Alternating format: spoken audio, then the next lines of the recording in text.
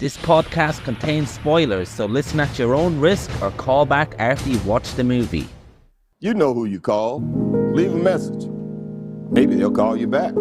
Then again, maybe they won't. We're having ourselves quite a little game of phone tag here.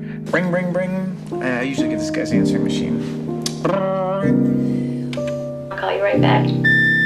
If you're there, please pick up the phone. I really want to talk to you.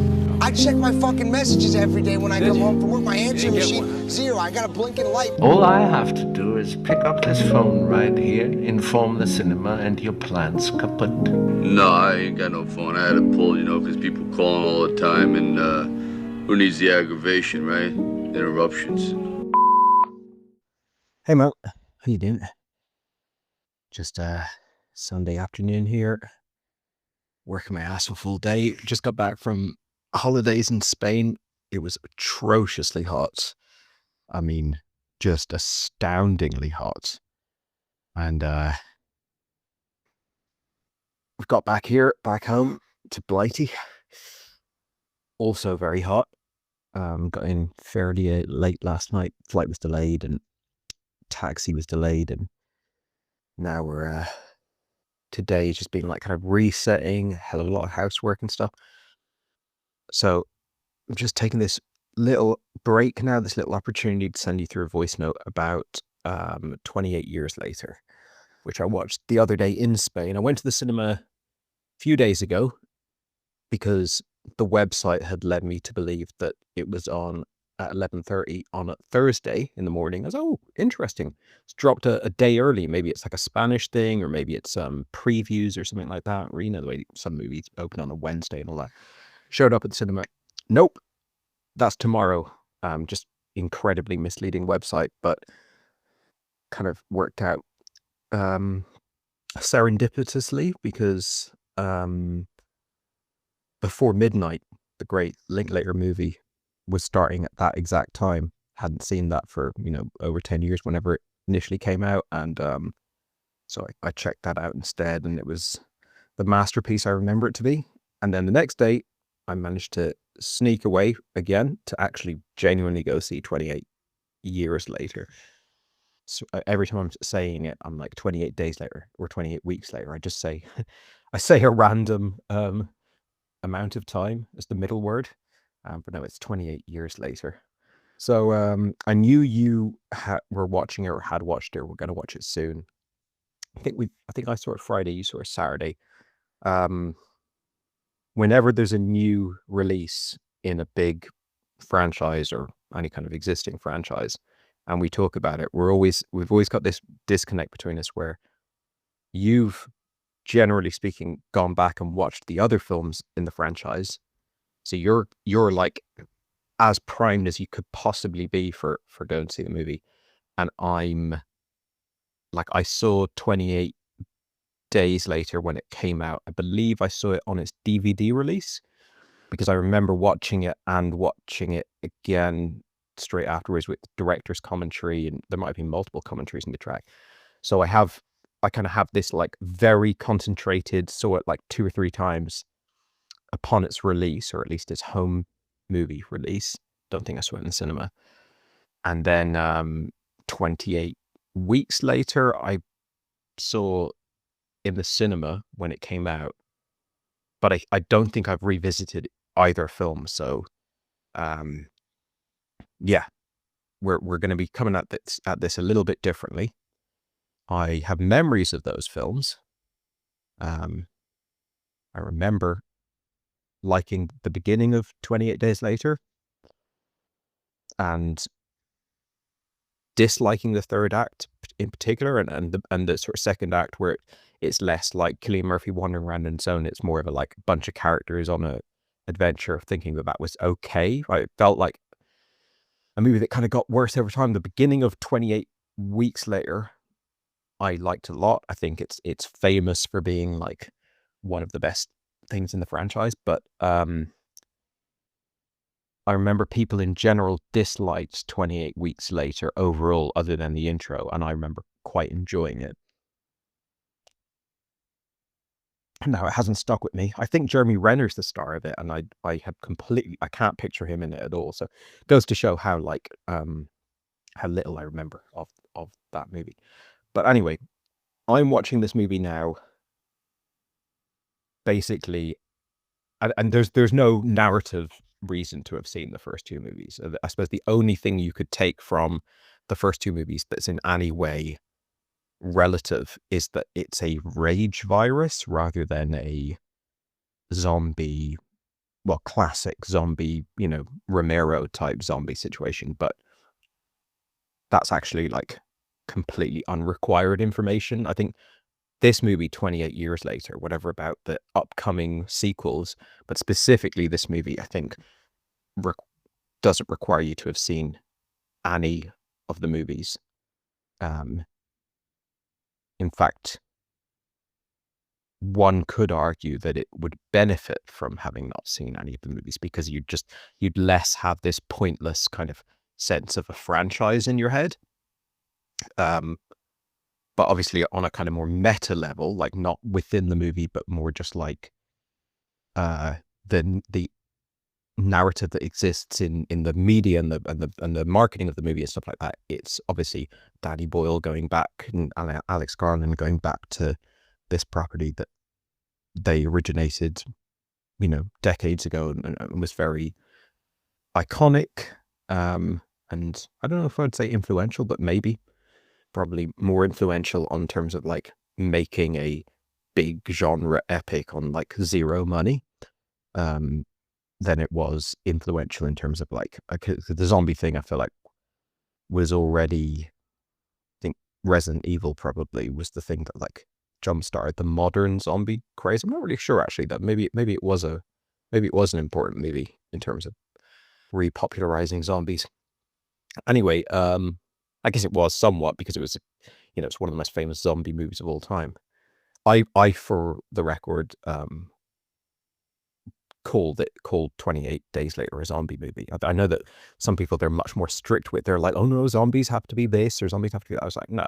So zombies, if you look at The Night of the Living Dead, which is considered like the most iconic zombie movie that really kicked off the zombie craze, that already massively deviates from what zombies had been up to that point in terms of like Haitian culture and zombie movies that are older than that. So if that movie was allowed to completely rewrite what zombies are, then I think that making zombies fast or making it a rage virus or whatever, like doesn't preclude a movie from being zombie. In fact, this movie, funnily enough, actually has the Swedish character describe the enemies as zombies, which I thought was a really nice touch. Maybe, I don't know if that's like a meta thing, like throwing that in for all the pedants in the audience who are going to have spent decades saying that the 28 movies aren't zombie movies. But yeah, so I came to this movie just sort of sitting down. I'm going to watch a movie. I like the other two movies, but I don't love them. They're not important movies to me. They're just like solid genre movies, like kind of where someone might be like, this is one of the best movies ever. I'd be like, that was maybe one of the best movies I saw that week, kind of thing. Which is not, I don't mean to like damn it with faint praise. I do like them. I enjoy them, but yeah, they're not like important films to me, I would say. And this one probably is going to end up in the same bucket. I had a fairly good time at the cinema watching it. I doubt I'll ever see it again. I'd say once we go past a couple of months from now, I might not ever even think about it again, except for like every time Danny Boyle's got a movie out, or I'm thinking about the careers of the people involved, or I guess when the new 28 Years Later movie comes out, which is a weird thing. It's a weird thing to go, so there's a trilogy of movies, but then the third movie is the start of another trilogy of movies, and I'll certainly get into my thoughts on how the impact of that on this film, because it's very, very, very present. But anyway, sit down, check out the movie. I believe it starts.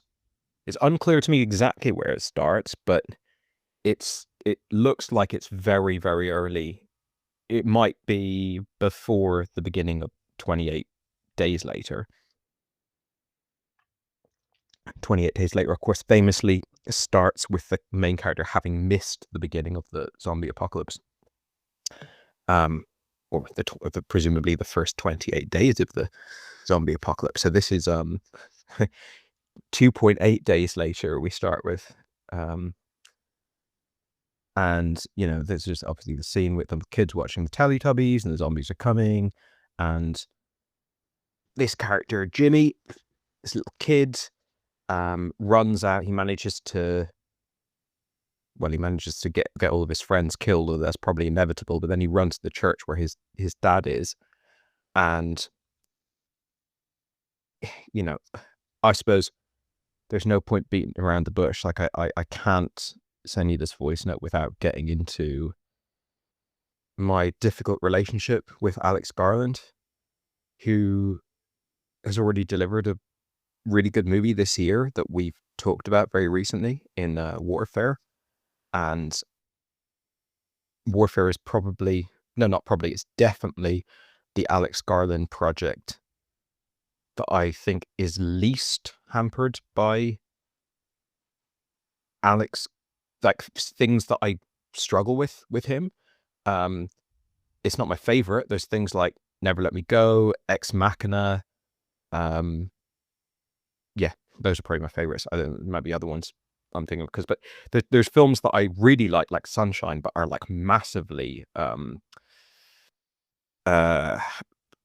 don't even want to say hampered, because it's not exactly that, but there's things you have to deal with along the way. So this character, this priest character, who's just like a regular Catholic priest that didn't know zombies existed a couple of days ago, and now is like convinced that it's like the rapture, and that this is you know, Judgment Day or whatever, and it's part of his sort of theology. And he's laughing, and he's like maniacally sort of in this joyous experience of like, come consume me and everything like that. That is the only thing I would say in the first, I'm not great with timekeeping, but let's say 45 minutes or so of this movie, maybe even an hour, that is like a hint of Alex Garland's I don't know what the right word is. Is it overindulgence? Is it lack of self-control or something? Like Alex Garland is so good at concepts. He's so good at world building. On those two strengths, I'd say he is like amongst the best of his generation in terms of like writers or sci-fi writers. In terms of screen, I'm not talking about novels or whatever, but in terms of like screenwriting, he is incredible at establishing a world, and in a really striking, engaging, and engrossing way. And for me, I know that not everyone feels this way, but for me, he'll pretty much always fuck it up along the way. He might fuck it up a little. He might completely fuck it up. But when he does, it's by putting in things that are like, this completely breaks the slow, like measured, careful, detail orientated, and interest, like leave room for your own kind of like thinking about the movie. He breaks that to give you way over the top stuff. And this priest character certainly didn't ruin. I was quite enjoying myself for like the first hour of this movie, first like 45 minutes of this movie. So I don't by any means mean to say that this ruins it. But when I see that, I'm like, oh, okay, right, that's not good. Like that's shit. The priest character's on screen for about a minute tops. So it's a very minor detail, but it's a kind of a glimpse of this movie ultimately is not going to let you take it seriously. After that, you know, we see Jimmy kind of survive or whatever. And then it cuts to 28 years later in the Scottish Highlands, and we're on an island, which is cool because I think everyone, when they talk about what they would do in a zombie apocalypse, which everyone of our generation has talked about, they almost everyone says that they would go to an island. Yet I haven't seen many zombie films set on islands. I think I've seen a few. There's a few that are like, maybe not zombie, but like post-apocalyptic films where it's set on a small island. It has been done, but it's cool to see it because the film is going, okay, what you always say you do, sort of like rational-minded people or whatever, we're gonna go, they've done that, right? They've managed to sort of steady the ship.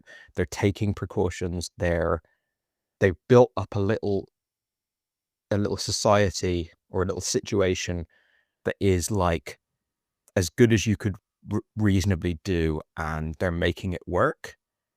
That's a great place to start. And it's not like they built a massive steampunk city or something like that. It's very realistic. It's very grounded. The costuming is amazing. The set design, like everything is like, yeah, this is what they look like. They're shabby old clothes. There hasn't been like clothing factories opened for ages, but they're still like, late 20th century clothes. They've built up a very believable little world. And like I said, Garland, I guess I should mention Danny Boyle, since he's involved in this movie as well.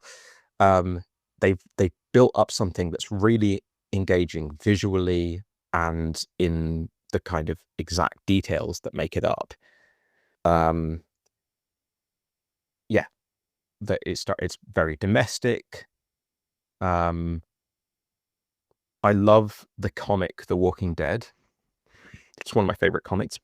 Less a fan of the TV show, but the comic is especially good. And one of the best things about it is that like there's very rarely zombies in it. It's mostly just how can we survive? And you don't survive if you're around zombies, really. You survive by like establishing some sort of like an outpost that you can guard, that you can keep safe. And then, because you need X, or because someone's an asshole, that's when it starts to break apart and the zombies become more of a factor. But like, if you are smart and you work as a team, like you can probably get set up a situation that can be relatively secure and relatively sustainable. And this film does a good job of showing that. We got Aaron Taylor-Johnson as what I assumed would be the lead of the movie. Turns out not to be. We've got Jodie Comer, is that her name? Who is like the sick mother upstairs. And then we got the young kid. I didn't catch the name of the actor, but Danny Boyle's shown in the past with Millions that he's able to work with kids well. And I think he does a good job. Both the director and the actor do a good job of like not making a kid movie annoying at all, or at least for those reasons. So that little society they set up, I really like. It doesn't have to go like super deep. It's not The Wire or something. So it doesn't have to be like show you every single aspect of how it functions and what resources they have and what they don't have and so forth.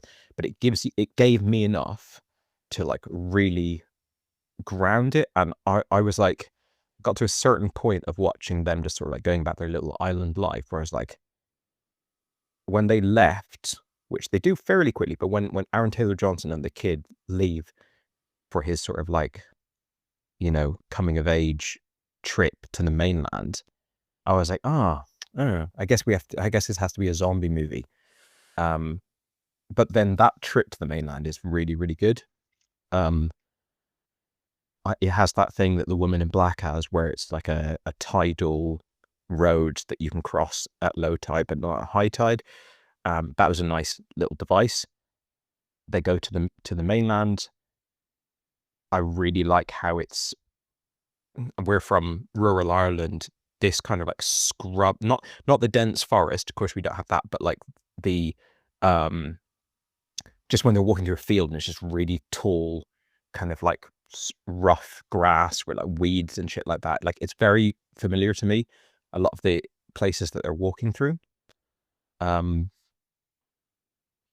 yeah, I liked the interaction with the zombies. We're introduced to the slow zombies, which is something that I don't personally remember from the franchise, but I haven't seen them for a long time.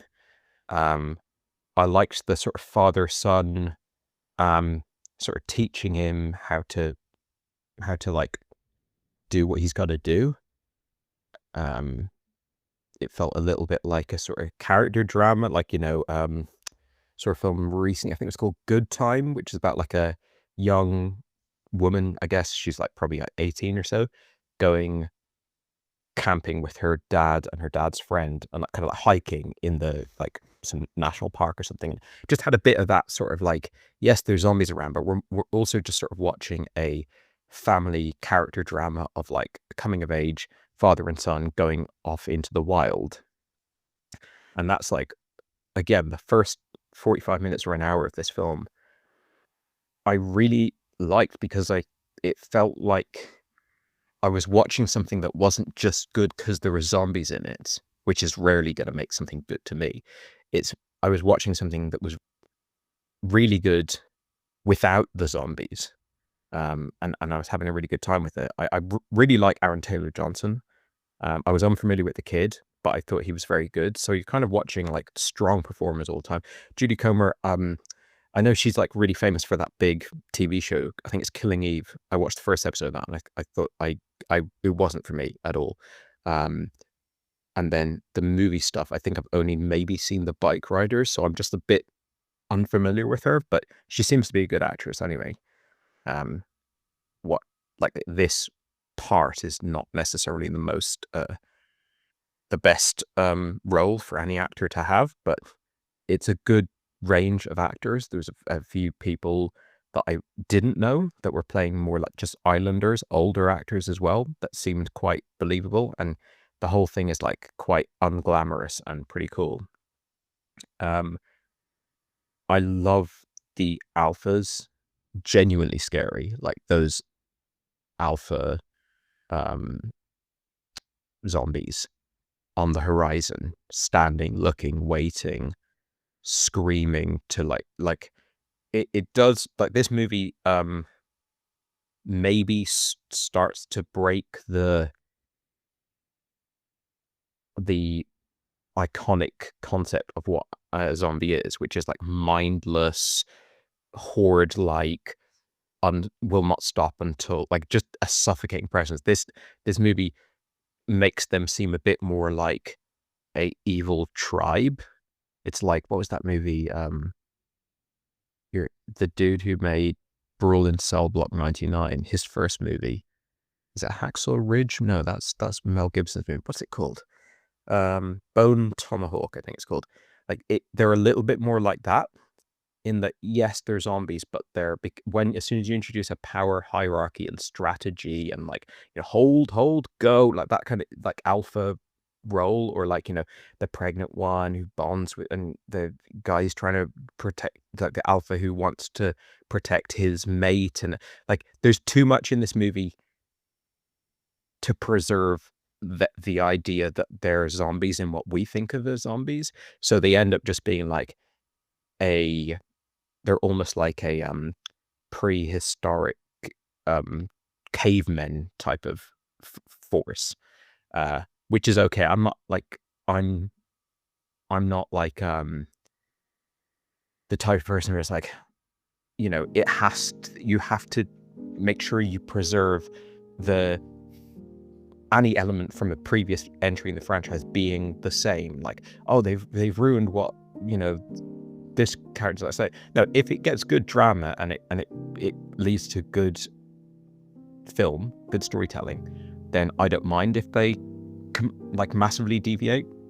But they have completely deviated from what the zombies are. Again, I don't mind at all. In fact, I like all the deviations that they make, except for the alpha having essentially a mate that he's protective of and stuff like that.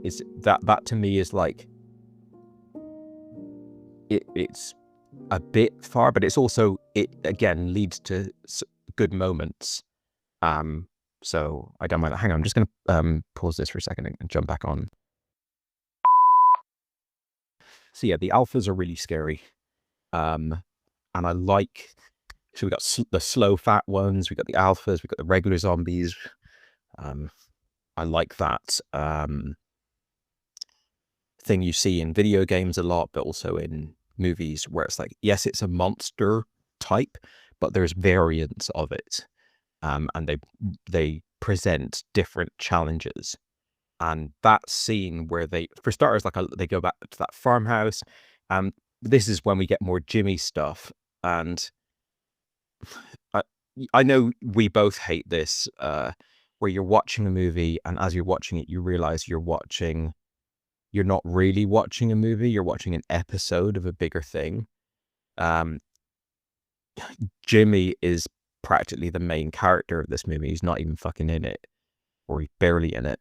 We get the graffiti about the Jimmies. We get a guy hanging from his feet with the Jimmy carved into his chest. And I don't want that in my movies. I just want to watch the movie I'm watching. I don't want to watch a movie, walk out the cinema and go, I guess in a year I'm going to get more context in some of those scenes.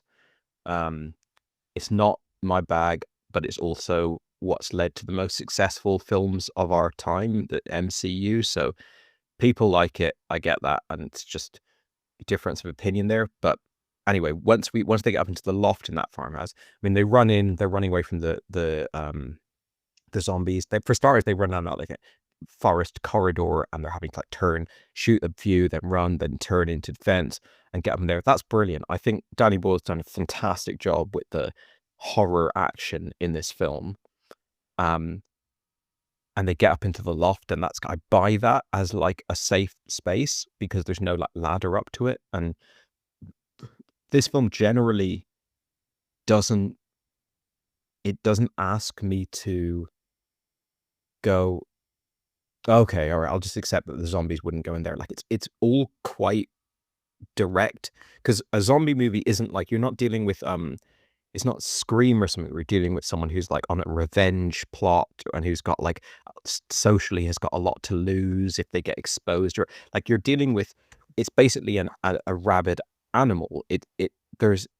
You have to, if you're going to put a zombie and a hero in a contained space together, you have to earn why one person wins or why one person escapes, or like, otherwise it starts to crumble. And the only way you can earn that is basically through like physical space, or like how strong a weapon is or whatever. And I think this film, really from start to finish, to me is pretty plausible when it comes to the zombie encounters. And that's a testament to Danny Boyle, considering he's a drama director who's done like, Trainspotting, and then like in more recent years, obviously he's done like Steve Jobs and Yesterday and all this kind of stuff. Like when he turns his hand to this stuff, he does it really well. I think he was very connected to James Bond for a while, and then dropped out last minute, maybe, or maybe I'm wrong on that. But yeah, it'd be interesting to see. Well, I guess we'll see 2 more zombie movies from him. Anyway, them up in the loft, looking out across the horizon, looking at the alpha stood on the horizon, is a pretty haunting image. It's good horror storytelling. Then they look at the fire, of course, and then that's where we're starting to enter where the film ultimately starts to fall down for me. But the idea of like a fire on the horizon that Aaron Taylor Johnson doesn't want to talk about, before we get more context of that, just that moment up in the loft, that is good. And that's cool, because you're like, okay, so that's going to be the bad people town or whatever, where you can kind of make up your own mind about what you think it is. But they wait until morning, they run, they feel like we're going to probably have enough, like it's going to be shallow enough that we could run across. They start going across it. and the alpha chases after them, and that's brilliant. That's one of the best scenes in the movie. Really tense, classic, like Hitchcockian tension. He's getting closer and closer. They got to run. Like, you don't need much more. Sometimes something can be incredibly simple. It doesn't have to have like a million pieces of crazy choreography. It's just like, these guys are running from the door and that guy's running for them, and that's literally your whole set piece. And it was really fucking tense. Like, I really enjoyed that. And they get back in and they get home, and I would say that's your like brilliant movie. That's when we're sort of done with great cinema, I would say, which is a good old chunk of the movie, to be fair. And this is a franchise where now 3 movies have started with like their best bit, and this bit, the first, is way longer than the beginning of 28 Days Later and the beginning of 28 Weeks Later. This is like, again, I'm terrible with timekeeping, but we could be almost approaching an hour, like at least 45 minutes, I think. Although maybe I'm wrong on that, but it's a good old chunk. It's probably, for me, the peak of the franchise in terms of like quantity of top tier genre, like, let's say, zombie filmmaking, right? Then they get back to their island life. They have the party, which is fine, nothing special. It's revealed to little kid that his dad is cheating on his mother. Then the little kid finds out that the fire on the island is actually a doctor.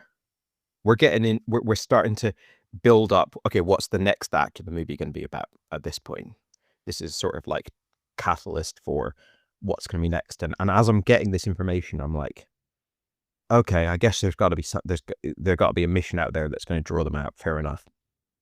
Then he confronts his dad about it, and his dad describes this scene, and it just doesn't work for me at all. I'm not sold on the idea that the dad and whatever team of like zombie fighters he was a part of saw this one guy wave up at them, and they just turned around and ran, and they're just shook to their core and terrified ever since. Like, I don't buy it.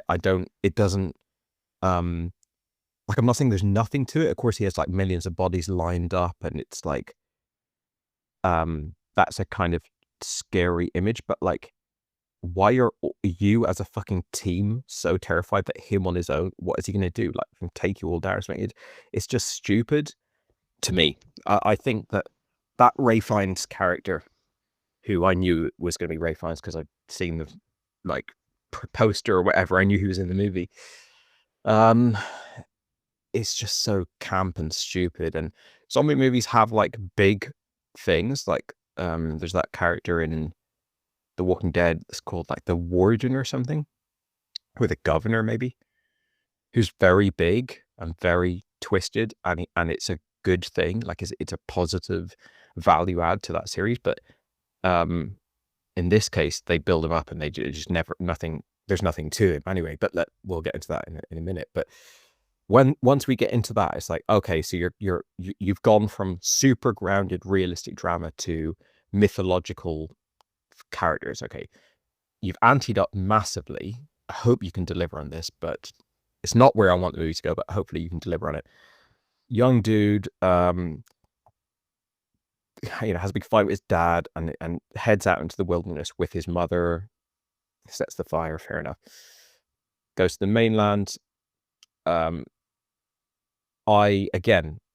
idea of him feeling that confidence to go on his own to the fire is dubious. You could obviously, the case that I'm sure Alex Garner would make is like, he has no choice. He's trying to save his mother. It's not a rational decision. It's just like he wants his mother. He doesn't make any effort to like rally, like get his dad to come over, like do in any way increase the likelihood of that working. He's just like, I'm heading out with my mum.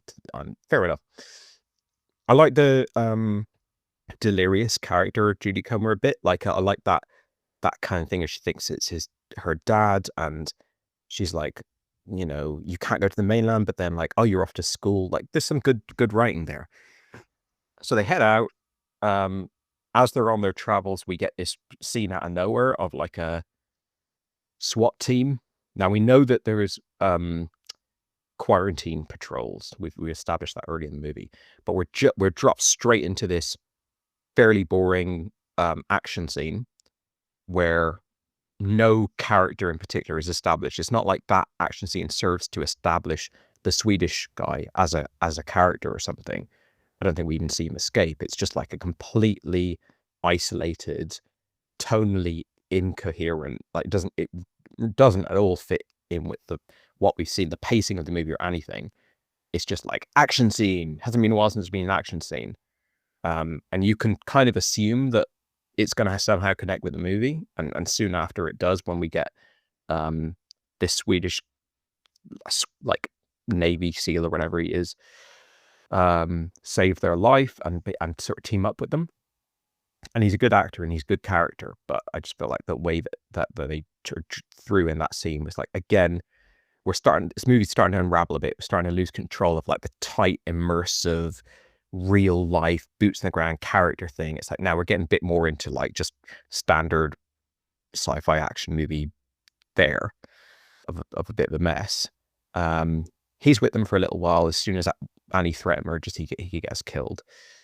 I actually was wondering if the son was going to get killed in the opening, like first act of the movie, because I thought Aaron Taylor Johnson was going to be the hero of the film. And I was like, oh, are they going to have the very first time he takes his 12-year-old boy out, is he going to get killed? Like, thought that might be kind of an interesting, brutal approach to it, but they don't do that. They do, the Swedish guy gets killed. Wonder where he came from, actually. Is he from like Swedish television or something? I wasn't familiar with him, but as we've seen with Warfare, Garland, well, I guess Garland directed that. He didn't direct this, but that Warfare movie has a lot of like finding good talent, young actors. So what happens next? They make it to Ray Fiennes, I think. Well, they have that little scene in the church where the mother, when she has no memory of this, but she's able to take down the zombie, and she's like a badass, like, she's Buffy the Vampire Slayer, but she doesn't know it. Complete bullshit, like absolute, like Alex Garland just will put anything in one of his scripts, no matter how much it fucking tears apart the integrity of what he's done. But anyway, whatever. It's like a probably less than 10-second interlude that we get to see her doing that.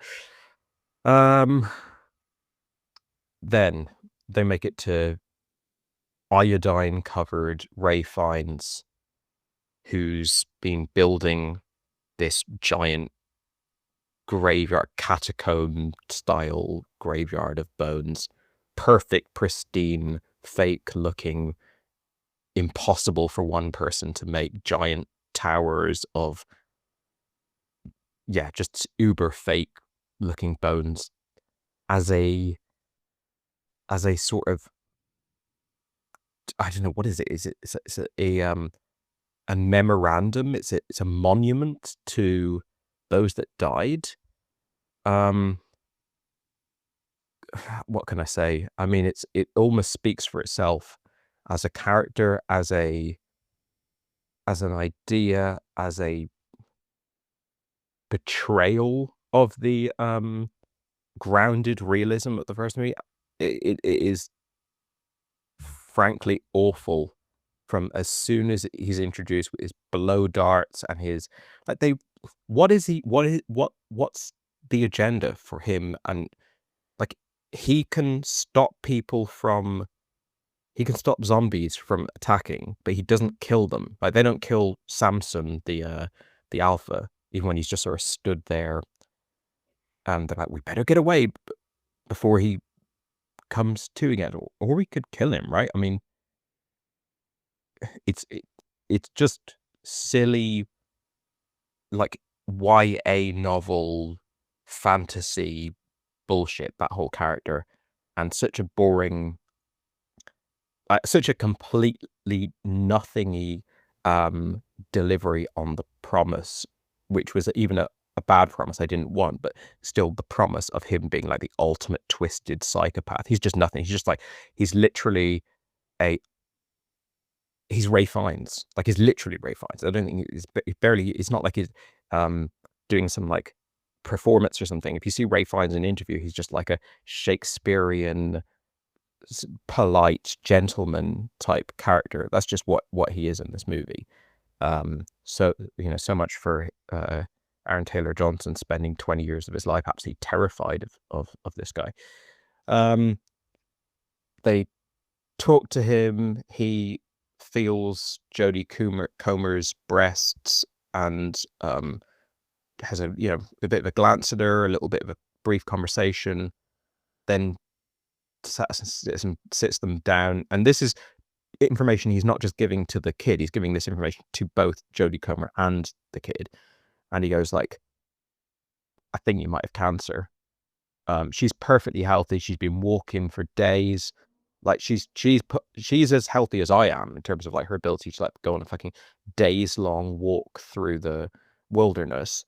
Certainly no indication that she's going to die in the next couple of years or anything like that. He goes, yeah, I think you might have cancer. When's she going to die? Soon. Soon. You don't even know if she has cancer. You don't know.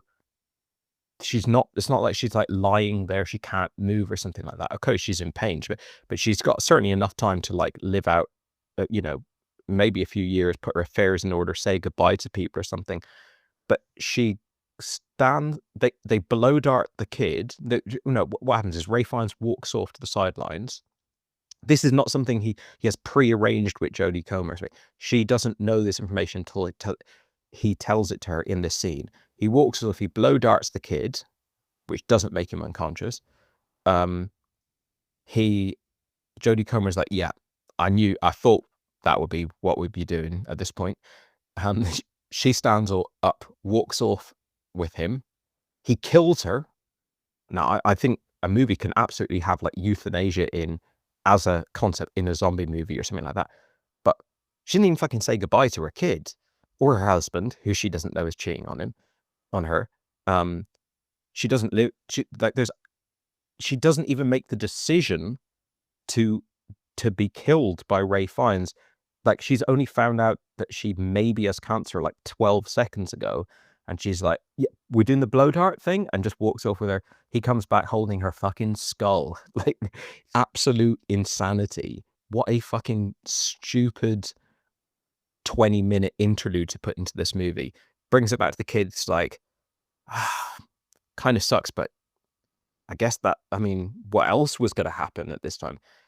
That whole scene, and bear in mind, this is basically the climax of the movie, because the whole movie, once it finally establishes a sort of mission, is about saving the mother. The doctor character, the diagnosis, the euthanasia, and the kids sort of coming to terms with it. Said, now you're a man, like, is just classic Alex Garland of like, you're a genius when it comes to establishing a world. You're a genius when it comes to concepts. When you've got to fucking wrap up stories and plots and things like that, like, you could not be worse. And yeah, for me, this is just like another example of that. And then he takes the baby. Of course, we got a baby, and that was cool. So we got like, it reminded me of I think it was Day of the Dead, maybe. Or was it Dawn of the Dead? I think it was Dawn of the Dead remake by Zack Snyder, which is not really a remake that much, but it's kind of like very loose remake. That has a scene, if I remember correctly, where a girl who's just recently been sort of bitten gives birth, and then they have to kill the baby because baby comes out a zombie. This is like a baby being born from an infected woman who isn't infected themselves. Ray Fiennes goes the wonder of the placenta or something like that, which doesn't make any sense whatsoever. Like, but it's not like you watch that and you're like, oh yeah, of course, like that would be, the placenta would be like different blood that wasn't infected by your by the rage virus. It's just okay, but fair enough. Like, this movie doesn't need to be like biologically accurate, but it's anyway, that's kind of cool that this kid could be born from a zombie, and then they have to look after it because it's like, of course it's got no parents. They never had a sort of human parent, or whatever. That's cool. He brings the baby back to the village. This motherfucker has no trouble whatsoever, like navigating the world as a 12-year-old. Fine. Just hangs the baby on the like the fence. Like, baby's probably going to die if you do that, but okay. And then it ends with like a letter he's written to Aaron Taylor Johnson. I'm off. I'm going. I'm doing my own thing. I got to make my own way in the world. I'm a wandering man now. And we get this final scene where he, it's actually filmed in my neck of the woods. He arrives at this like blockade, and the worst characters in cinema history pop out. It's what's he called again? Is it Jack? I forget his name. Jack Gleeson? No, it's not. Jack Gleeson's the guy from Game of Thrones. Name's not coming to me, but we've seen him in the biggest zombie movie of the year and the biggest vampire movie of the year in Sinners. He pops out wearing a fucking Zoolander henchman wig with a squad of Euro trash shrieking fucking Saints Row villains, and they have this party with the zombies somersaulting and giggling, and it's like Garland wasn't satisfied. You know, I know there's only a minute, and there's only 2 minutes of the movie left, but I'm not satisfied by how bad my ending has been, so I need to make this ending even worse. And we get what we get, and then I guess we're introduced at that point to one of the main characters of the franchise properly as an adult in Jimmy. And I walk out of the cinema going, it's kind of like when we watched that Josh Hartnett movie Trap, where you're going, I was entertained by that movie. I had a fairly good time with it, but like the how good the movie used to be is such a fucking distant memory at this point, because we've gone through so many levels of decline in the quality of the movie that like I don't even know, I can barely even enjoy my relationship with that first hour of the movie anymore, because it's been so sullied. But the problem with this Trap, at least you can go, well, it's done, it's over. Now I can just go back and I can go like that first hour where they're just like walking around the concert and stuff, like that's just good, that's great, and that's forever preserved. With this, you go, they've just fucking hoodwinked me into watching like 6 hours of this story, and if it's already gotten this bad, how fucking bad is it going to get?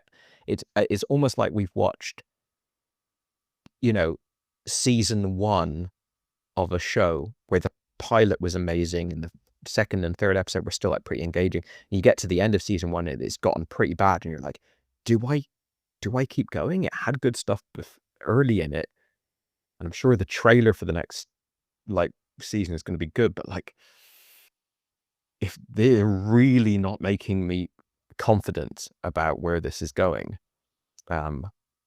whatever that actor's called, the fucking blonde wig and the accent, the Scottish accent, and the character is like, you I know he's only on screen for a minute, but you very much see a character there that's been attempted, and it's rough.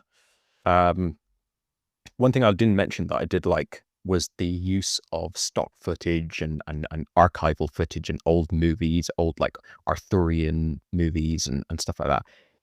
Early in the movie, we get that like Boots poem thing, and like it actually opens with Teletubbies, I believe. Like there's quite a lot of, at least in the first half of the movie, there's quite a lot of like interesting stuff to be looking at. Like whenever they shoot a zombie, it does that like freeze frame thing. I thought that was really cool. I mean, we've seen this with Danny Boyle really since Trainspotting, maybe since Shallow Grave, but certainly since Trainspotting. It's like he can put a lot of really visually stimulating content on screen for you. I think he's a very good director. I have disliked quite a few of his movies. Trance is one of the worst films I've seen, but also I think he's made some. I mean, Trainspotting is a complete masterpiece, and like he is very good at just it's different to having like really good shot composition or really good cinematography. I'm not saying he doesn't have those things, but he knows how to make sure that the film is like engaging and cinematic and like high impact and interesting. Same with Slumdog Millionaire. It's like you don't feel like you're just watching television with his films. Also, the score, I really liked some of the music in the film, like really interesting, like sonically weird choices that had me going, I need to get on Spotify and like check this out. Like there's a lot of good stuff. And as I said, for the first half of the movie, when it's really working for me, this was my favorite. I know the other movies are a distant memory, so I might, it's hard for me to compare, but I feel like this is probably my favorite movie in the franchise until that party scene where it's like getting the kid drunk and everything like that. That's when it switches, and you know, then it's from there on out it's just getting worse and worse and worse. Only the very, very end with the Eurotrash like Jimmy's is terrible. Even the Ray Fiennes stuff is just bad, and it's just like a shame. In fact, I remember the third act of 28 Days Later, which is like with the soldiers and stuff. To me, I've always disliked that, or at least my memory of it. But it's not that it's the worst thing you've ever seen. It's not like historically awful. It's just like a nothingy, dull, not up to the standards set by the beginning of the movie way to end the movie. You watch a movie and you're like, it starts off and you're like, I'm fucking loving this. And then you find yourself later in the movie going, this is just nothing special. It's fine. That's what the Ray Fiennes section of this movie is just like. This is just fine. It's just like whatever. This is just out of a nothingy movie that you wouldn't bother watching, but it's not like unfathomably bad necessarily. Whereas the ending bit is. I did think that euthanasia stuff was kind of unfathomably bad, but anyway, that's 28 years later. We'll see. I wonder if you thought more or less of it because of watching the other two movies very recently, or if you feel that it's irrelevant that you watched the other two movies recently. Yeah, be interested to hear your thoughts. Hey man, great to hear your thoughts about 28 years later. I think we're so used to hearing and saying 28 days later that for some reason 28 years later doesn't roll off the tongue as much as you would think, for no reason whatsoever. So yeah, you're dead right. I came to this from a completely different standpoint to you in terms of prep. I watched 28 days later and 28 weeks later before this, and to answer your question, how it affected my viewing experience of this, I would say mostly positively, a little bit of negatively, and overall refreshingly. Because normally, as you rightly say, if it's a movie like Alien or Terminator, I watch all the movies to get to the new release. Not every time, of course. And by the time I do get to the new release, I'm usually either getting this 5th or 6th rehash of something, or something that's completely ruins the legacy of the previous installments. So yeah, just a little brief recap with 28 Days Later, which I believe, if I'm not mistaken, you said you don't know how much of a cultural impact it had. Well, I would say that it revolutionized how people see zombies by popularizing the fast zombie concept. Now, it wasn't the first. Think Nightmare City from the 1980s, which you might be familiar with from your horror background. And there's some other comedy from 1985. Can't remember what it's called, something of the dead. I think it's by O'Bannon. That had fast zombies as well.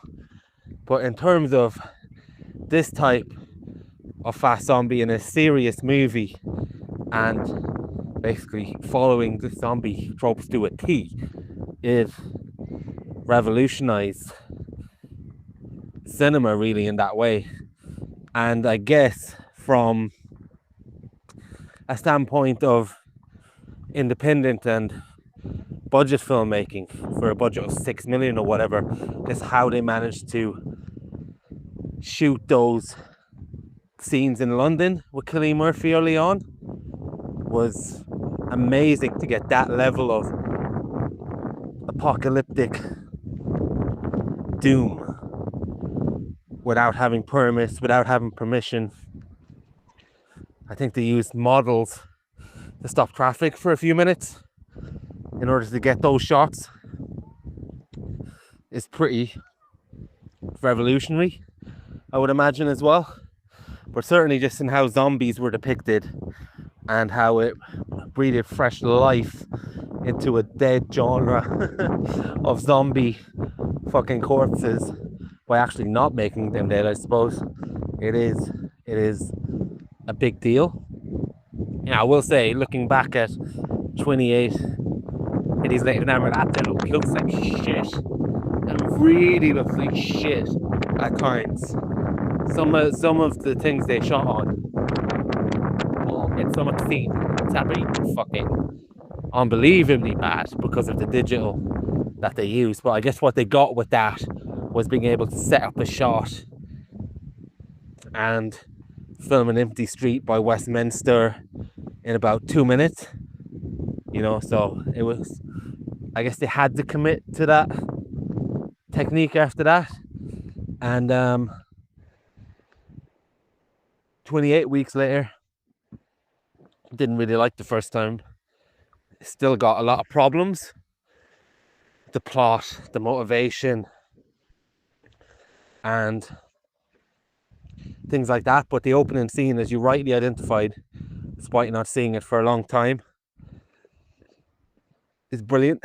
One of the best sequences in the franchise.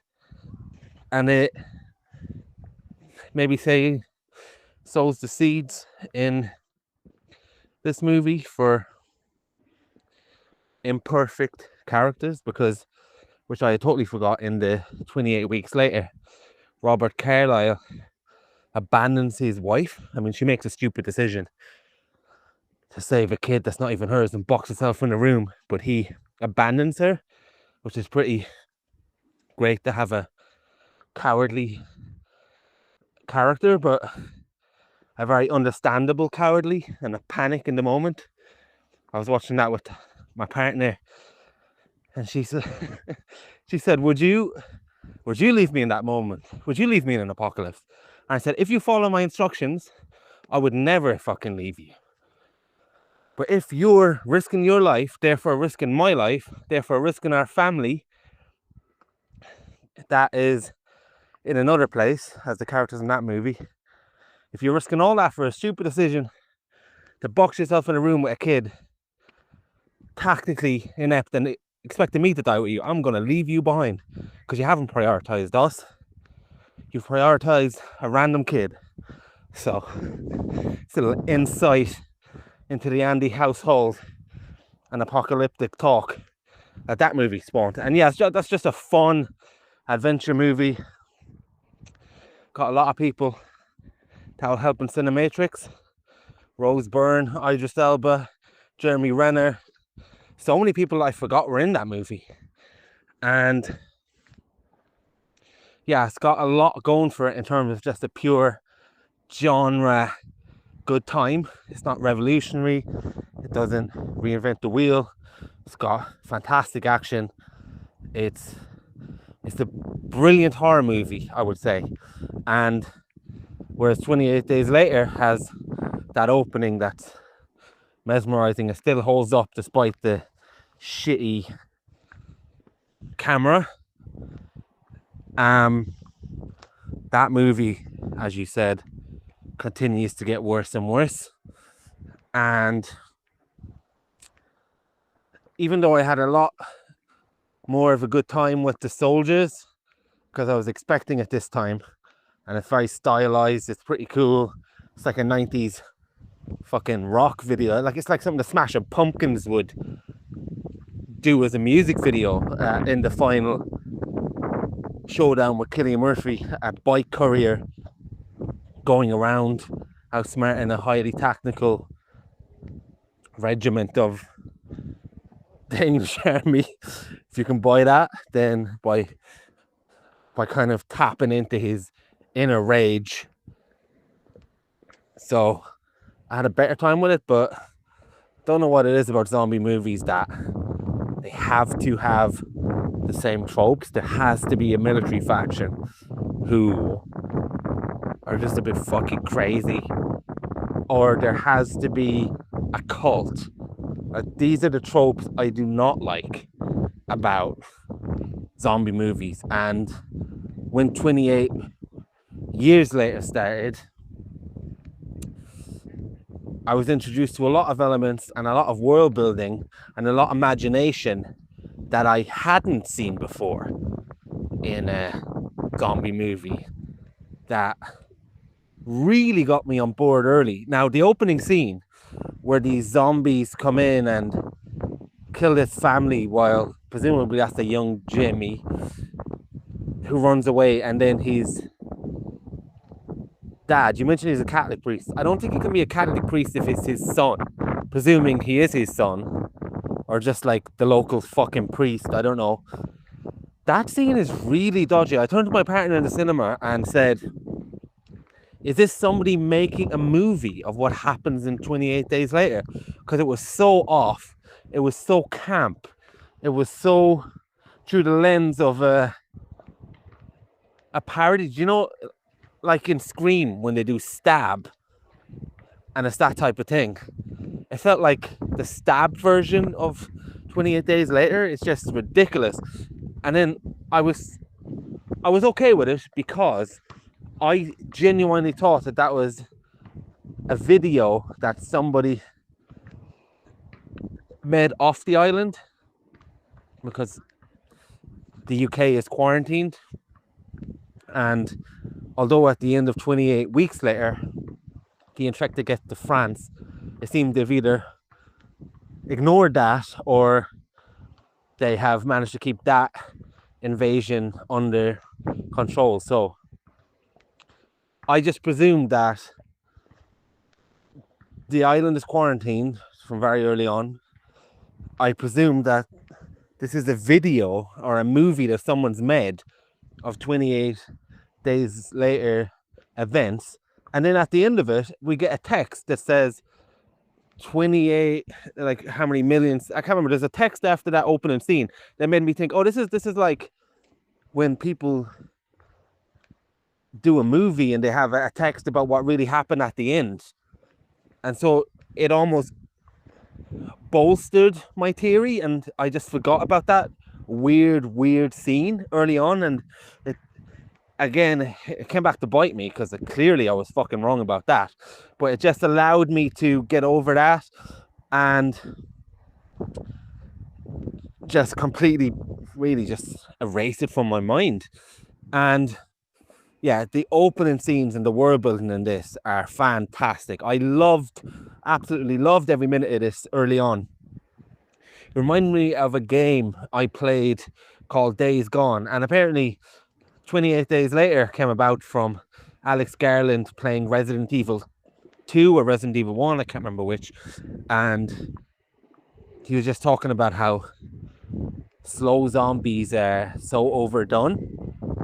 And wouldn't it be great if there was fast zombies? Now, I don't know this and I've got no proof, but I have to wonder that someone told him about Days Gone and he might have come across it, because obviously if he plays video games, maybe he's come across it or is aware of it, because in Days Gone, there's things like alphas, these massively strong, big zombies who run after you that remind me of this in 28 years later. And then there's these things called shriekers who call the other zombies. So there's all these different types of zombies. And it was very reminiscent of that game, which is fantastic. And I think Garland takes it to another level here where he almost turns the infection into different types of Homo sapiens. It's almost like the birth of a new type of Neanderthal, a new type of species, and all these cross species that happened because of the infection. And I love that. I love that. That's brilliant.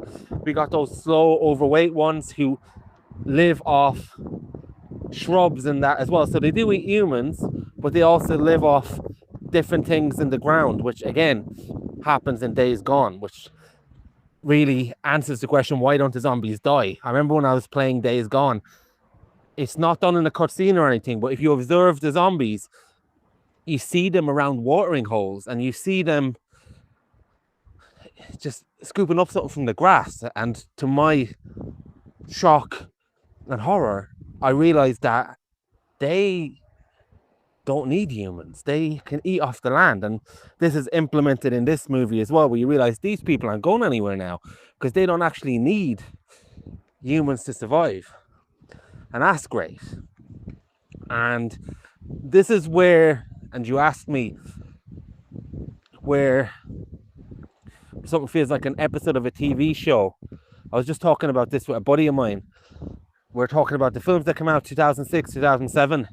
The Prestige, Sunshine, The Departed, Children of Men, just banger after banger that came out around that time. Sunshine, if I haven't said it, I can't remember. All these movies that came out.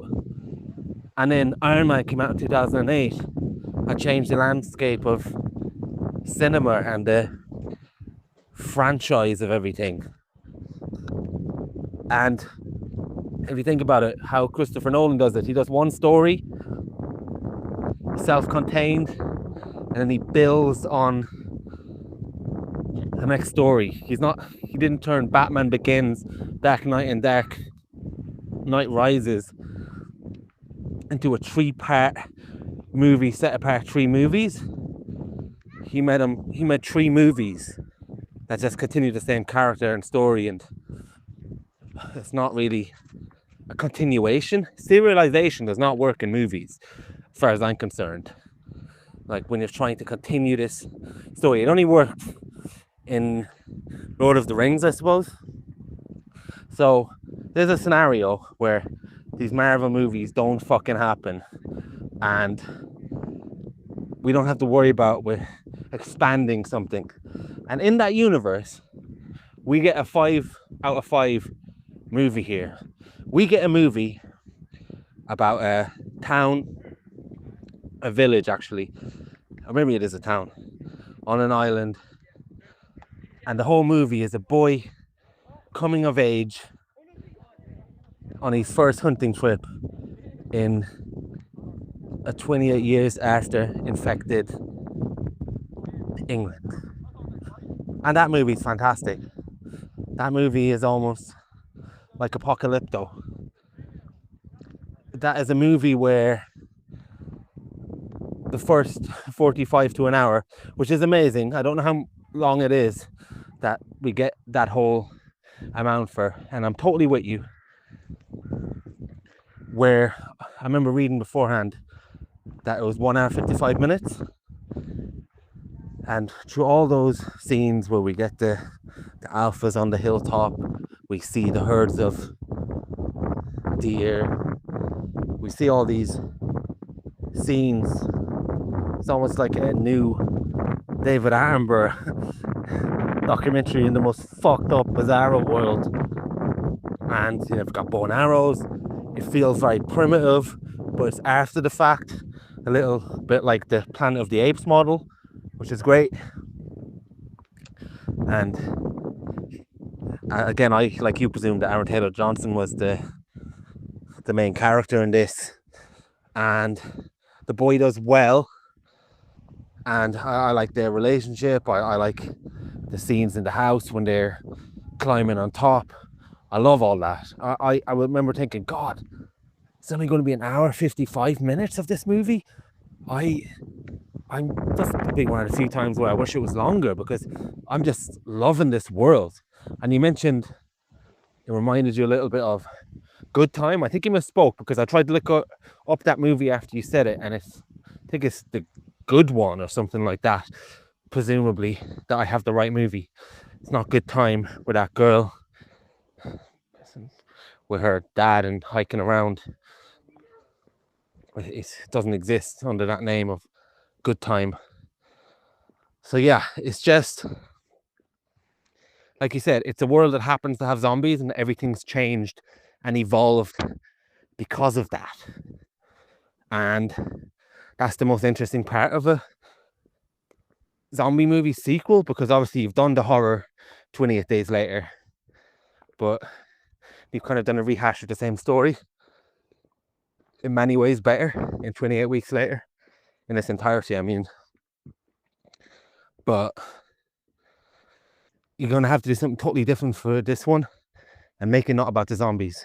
1 second, I'm just going to use the park toilet. Yeah, sorry. So, yeah, we get this great first 45 minutes. Very realistic world. Brilliant thoughts. Brilliant imagination. And we get a fantastic chase scene.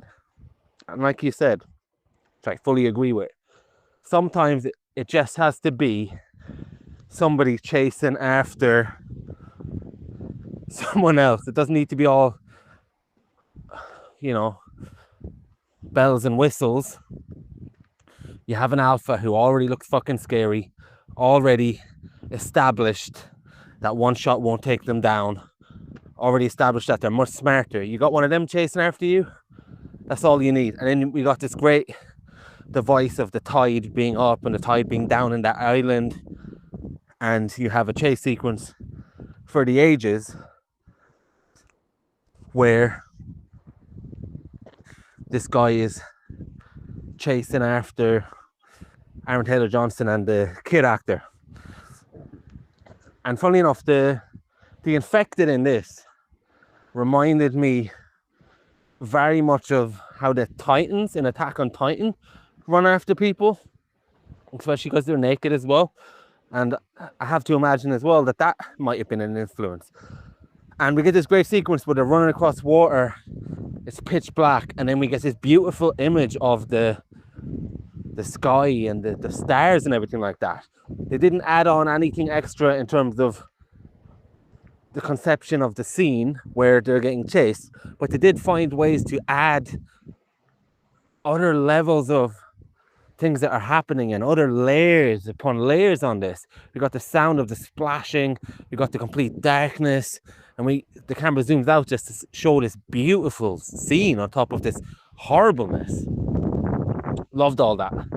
Then we get back to the town, and I actually really liked the drinking sequence and everything like that. That's like the people coming back from the hunt, the people coming back from the whaling years ago, things like that. The folk tales of the town and the boisterousness of it all.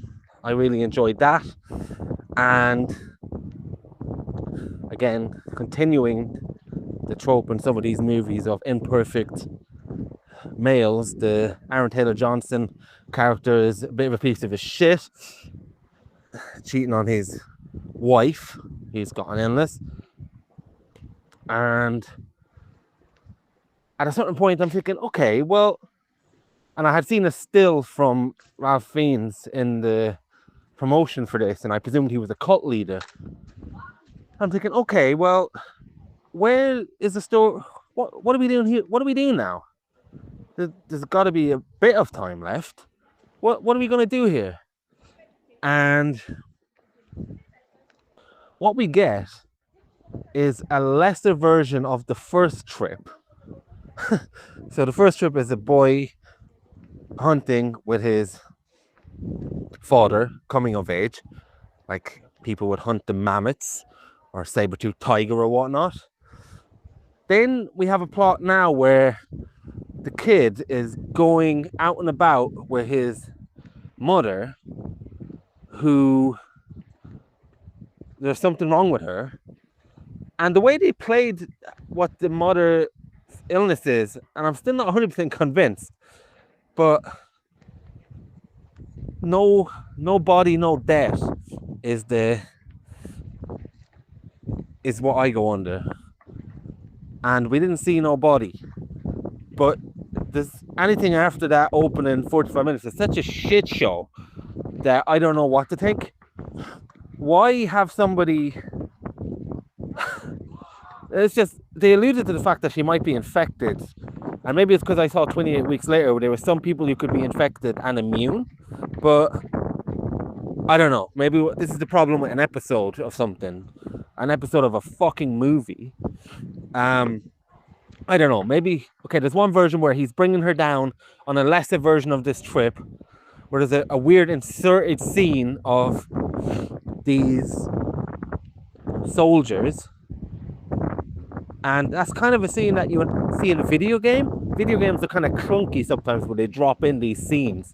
And then later on you'll find an NPC from that scene. It kind of felt like that. It came out of nowhere.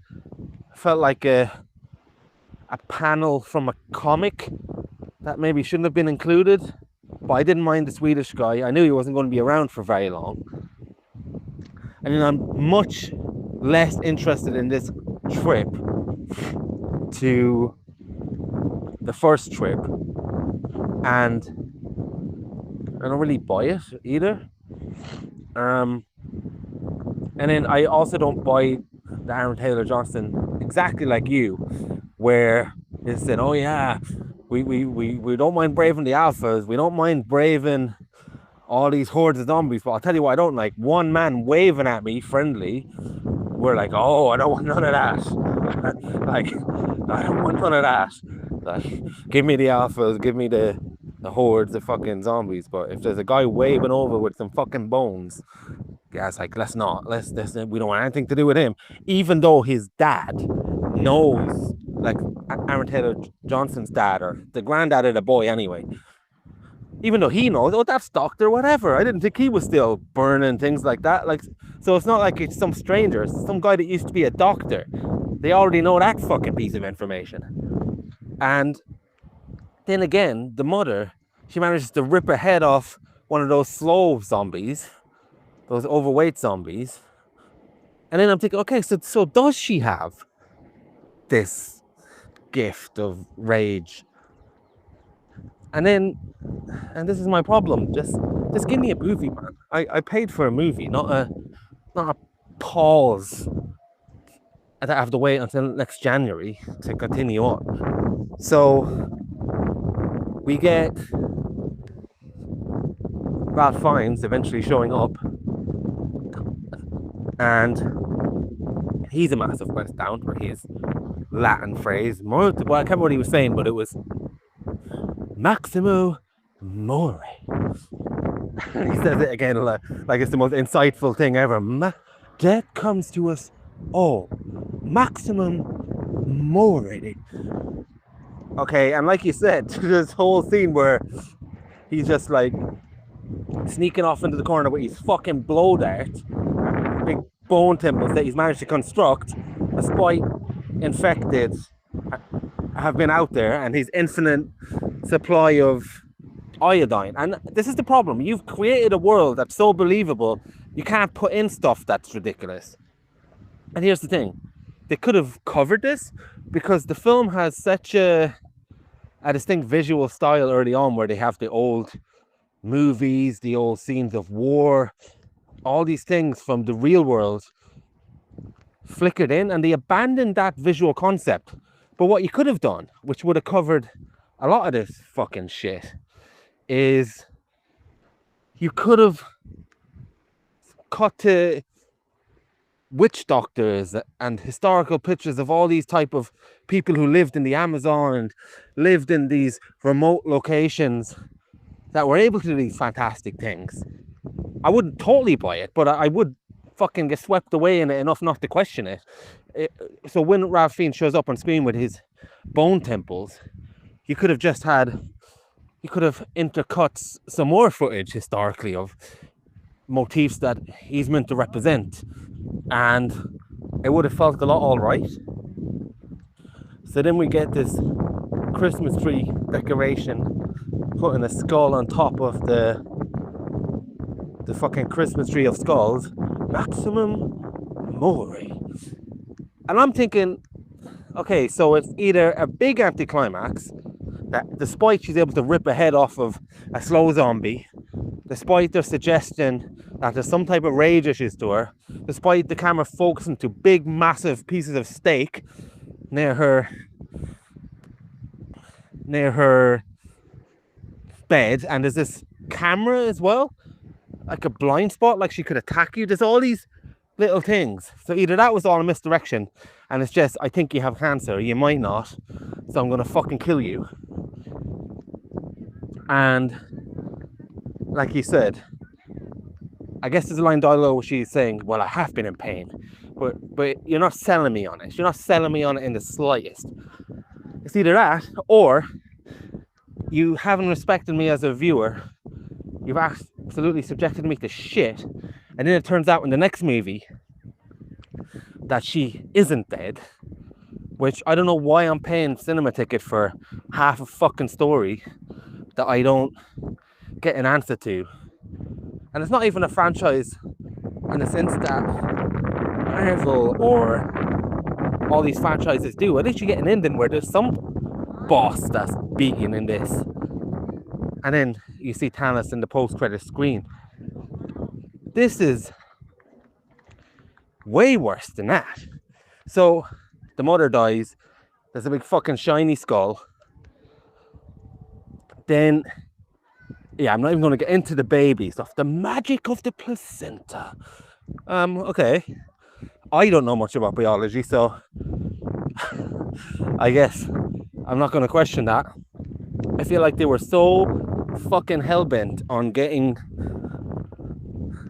that concept from the first movie that was written out, where there's a blood transfusion where Cillian Murphy transfuses all his blood to save Brendan Gleeson. That was one of the early story ideas, but they had established that even a drop of blood will turn you into the infected, so they thought that's ridiculous. So I felt like they were thinking, what about the magic of the placenta? Okay, fine. I guess I can buy that. And then so the baby is there, and he brings the baby back from that fucking much lesser trip of the first trip, and then he goes out again for a third trip that's even less interesting than the second trip, which was even more less interesting than the first trip. Then he's out by himself now. And by the way, I was aware that Jack O'Connell was going to show up in this movie, and I was thinking, oh, I can't wait till Jack O'Connell, straight off of Sinners, shows up. That's my boy. And at first I thought he was going to be the soldier. At first I thought he was going to be in the village. At first I thought, oh, maybe we're going to get 28 years later and we're going to see the boy grow up to be Jack O'Connell. That'd be pretty cool when he goes off on his final trip. And I kept on making excuses for the movie because I was so on side early on. I kept on thinking, well, you know, Ralph Fiennes' part wasn't exactly great, but we'll get back to the good stuff. Well, I didn't really like the whole cancer mother story. Well, if you're making excuses for a friend that you once loved or was once a great person and just has not give you any returns for fucking decades. That's what this movie felt like towards the end of it, or well, repeatedly as it went on and on. And he's out and about, and I'm thinking, where's? Oh, we must get like a Simba getting older scene where he becomes Jack O'Connell. That's the only thing I can think of. And then, high on the mountains, there's these 80s fucking Goldie looking chain looking for saying, hello, good sir, hello. I can't remember what accent he even has, but he said, let's be pals. Oh, I hope not even a young whippersnapper like you can kill all those zombies. And I didn't realize this at the time, but I think he's meant to be Jimmy Savile inspired. And let me get to that in a second. But so he shows up and he's ridiculous sounding, ridiculously looking. And then I'm thinking, okay, I mean, okay, maybe we'll find out a bit about this guy. And then all of a sudden, the fucking Power Rangers jump down, a star, and start jumping down doing acrobats. And I'm thinking, oh my fucking God. And then the movie ends on, let's be pals. That's the most insane ending I've ever seen in a way to end the movie. It's not hooked me to make me come back. It's not made me wonder where this is going in a positive way. It's absolutely destroyed the realism of the world that you spent the first hour giving me. And if you want to give me a Mad Max Fury Road type of world, you need to start with a Mad Max Fury Road. It would almost be like if we get in Mad Max Fury Road this scene where this guy, he lives on an outpost, he has to really scrap for types of things for his car, and then he finds a tire and he has to really work hard for food, and it's a real survival type of movie. And he's desperate, he's had to walk, then he finally does up his car, and you're thinking, fuck, wow, Jesus, even to get a car in this whole universe takes so fucking long. This is harsh. It's almost like The Road. And then Mad Max takes a left down the fucking road, and this fucker playing an electric guitar starts strumming his guitar and fucking says, let's jam. And that's the end of Mad Max Fury Road Part 1. And you're thinking, what the fuck? And that's how I felt with this. By the end of it, I was thinking, no. And then when I came out of the cinema, Tasha was telling me, oh, didn't you think he looked like Jimmy Savile? And I think, oh my God, are they a bunch of Jimmy Saviles? So there's a bit of speculation that this person's growth would have been stunted in 2002 when he's watching the Teletubbies. So in this universe, and I don't know if this is going to happen or not, but in this universe, Jimmy Savile would have never been exposed for being a pedo, and he would have only got up to the point where it's Jimmy Fix It, that show. So this Jack O'Connell character idolizes pop culture, and he's stunted his growth within that world, and he's put on that persona in order to survive this environment. Now, the last part he's put on this persona to survive this environment is my theory based on the other theories that I've heard. And okay, well, that could be interesting. The problem is, you showed fucking ninjas doing somersaults on top of that and ended the movie there. So I could imagine someone's put on a persona of pop culture, and he's almost like a Jesus figure. Or, you know, people say Superman could be a religion in 2 million years if someone finds Superman. It could be this guy's put on the persona of this big bravado guy as a armor. That could be interesting. But the problem is, you stop the movie at Let's Be Pals, and they did ninja shit. They did fucking ninja shit. I could maybe stomach a character like that, but not with the Ninja Power Rangers on top of it. Don't do that. And the other thing, what you could have done as well, which again, the visual motifs and cues are there early on. If you wanted to do something like that, why don't you, again, like you inserted the footage early on of all like medieval times footage from old movies and footage from actual wars. Why don't you put in some, intercut it with footage of Jimmy Savile, or intercut it with pop culture like the actual Power Rangers or something, in order to think maybe this is all going on in this character's head. That could be interesting. But you've abandoned your visual motifs. You've abandoned any type of credibility this world has. You've left me on a pause screen. That doesn't even seem like an end of a scene. That just seems like I had to go out and get a fucking beer and I paused it for a minute. And I don't like when a movie doesn't respect my intelligence, that thinks you can end the movie on that and I'll be back again in January.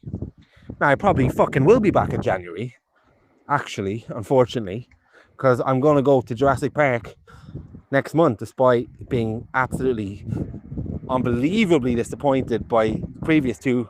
So maybe I'm part of the problem. All I have to hear is that piano, or maybe all I have to see is someone puking blood to get back in. I don't know. I just don't know how they can salvage this now, and I'm not interested in the world anymore.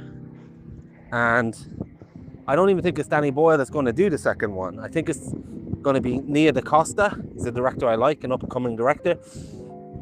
And I would much rather Alex Garland fucking not be around for this second one and give it to somebody who can actually finish a story. But yeah, like you said, it was so far from the good start that I can't even remember that I had a good time with this movie. All I can remember is how bad it got. Hey man. Yeah, I think sadly we're in complete agreement on this one. I think a lot of people have had fun with this movie and have sort of felt like it's a divisive ending, and that's something that'll split people. But I think for both of us, it's not about the batshit crazy ending. I mean, that is adding insult to injury. But hearing your thoughts as you sort of walk through the movie, I'm pretty much with you there all the way in terms of that experience. Just took some notes on your voice note there. For starters, you mentioned this old movie, Nightmare City. This may be the one that pioneered fast zombies. Never heard of it. Intriguing. I'll have to look that up. I have seen Return of the Living Dead, which I believe is the comedy zombie movie that you're referring to, and that's possibly my favorite zombie movie. Now, I'm not a big zombie addict, but I think Return of the Living Dead I really like. I really like Day of the Dead, which is probably the least popular of the OG Romero trilogy. And I really like Shaun of the Dead as well, which is another comedy one. And yeah, there's been a few kind of movies that are really not trying to be too big of a deal, like Warm Bodies and stuff, that I quite liked. And everything's got day. Like, it's impossible to even fucking name these movies. But 28 Days Later is definitely a one that I like.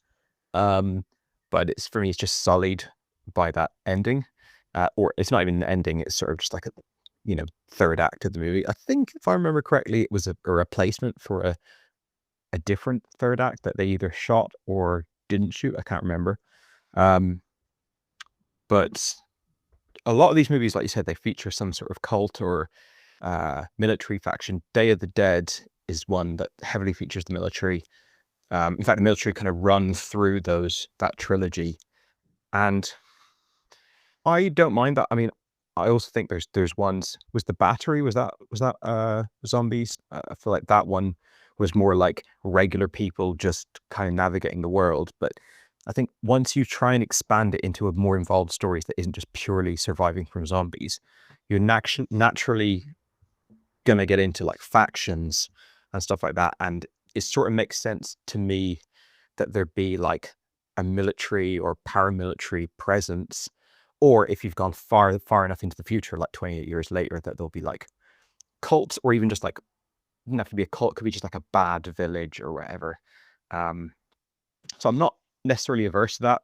In fact, I don't actually mind the tropey nature of zombie movies. There's something I like about like, and the first half of this movie sort of speaks to this, the simple, let's get this right. Like, let's strip this down to a simple, there are zombies in the world and we have to live in that world, or we have to survive in that world. When it's that simple and it's like, these are the tropes, but let's try and keep it fresh. I like that a lot. And I think when this movie goes more into like heavier lore, I think it crumbles a bit more. Well, I certainly think that. You're right. I said he was a Catholic priest. I don't know. That was probably just like a subconscious byword for priest, but obviously he's not Catholic. Yeah, that priest character. It's funny that you watched that like completely comfortably, just safe and secure in the knowledge that you weren't watching something literal and real, whether it was a movie that was made about like an in-universe movie about 28 Days Later's events, or a dream sequence or something like just like when a depiction of a character and a moment is so bad that, like you said, it feels like you're watching Stab from the Scream movies.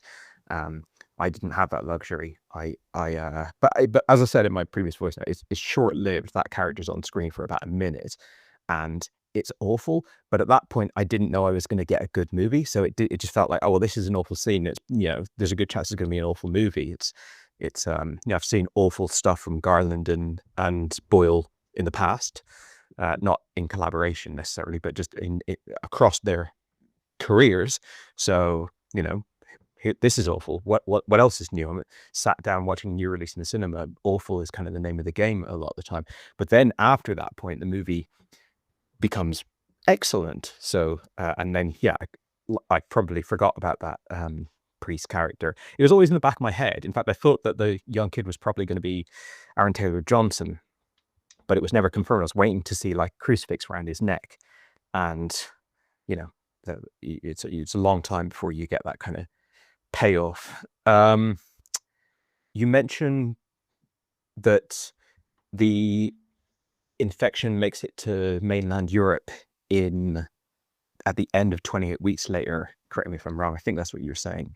So this movie has a sort of blink and you'll miss it reference to that. It goes, the infection has been pushed back from continental Europe and it's now been contained to just the UK. So I felt like it wasn't like a retcon. It was more like, you know, the whole island of Great Britain or whatever is now escaped from New York. Essentially, it's like there's the powers that be in the world or in Europe or whatever have managed to address the situation to the point where like everywhere else is fine as long as they keep boats patrolling and they just make sure that no one gets off the island.